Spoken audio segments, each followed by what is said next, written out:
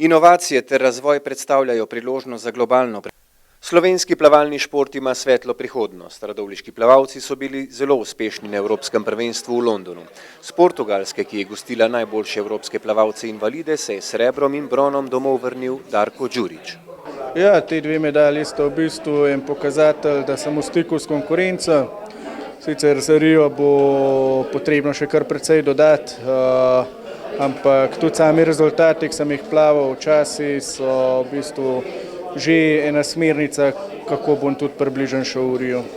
Robi Žbogar je dobro formo prenesel na državno prvenstvo v Kranju, kjer si je priplaval olimpijsko normo, torej nastop v Riu je zagotovljen. Odlični rezultati v Londonu in pa odličen rezultat na državnem prvenstvu v Kranju, kjer mi je uspela ta slovenska norma, da sem jo ulovil in pa nov državni rekord, tako da to so dobri obeti za Rio. Kje so še rezerve, kaj se da še izboljšati?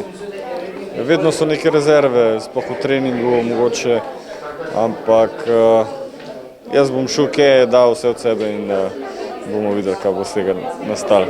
Kljub utrujenosti na Evropskem prvenstvu v Londonu je spet odlično plavala Anja Klinar.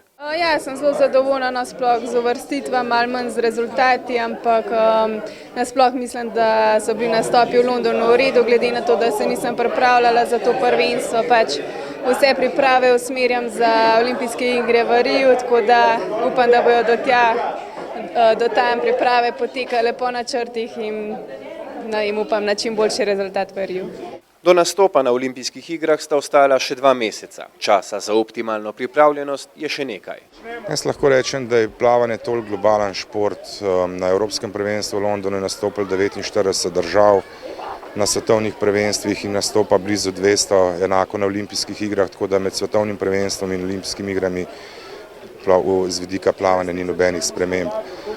Ko prvič nastopiš na takem tekmovanju, prav gotovo je prisotna trema, glede na naše plavalce pa lahko rečem, da so že vsi rutinirani, izkušeni. Tjaša Pintar je v Londonu plavala izjemno, saj je popravila kar nekaj osebnih rezultatov. Na 200 mišljeno mislim, da imam v prsnem slogu še malo rezerve, ampak se mi more pač res celih 200 poklopati, tako kot je vse treba in mislim, da lahko plavam še hitreje. Še hitreje bo 11. junija na kvalifikacijski tekmi na 10 km za nastop v Riu morala plavati Špela Perše.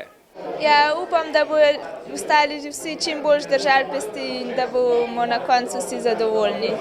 Pogled na rezultate radovljiških plavalk in plavalcev je dobra popotnica za prihajajoče največje športno tekmovanje na svetu.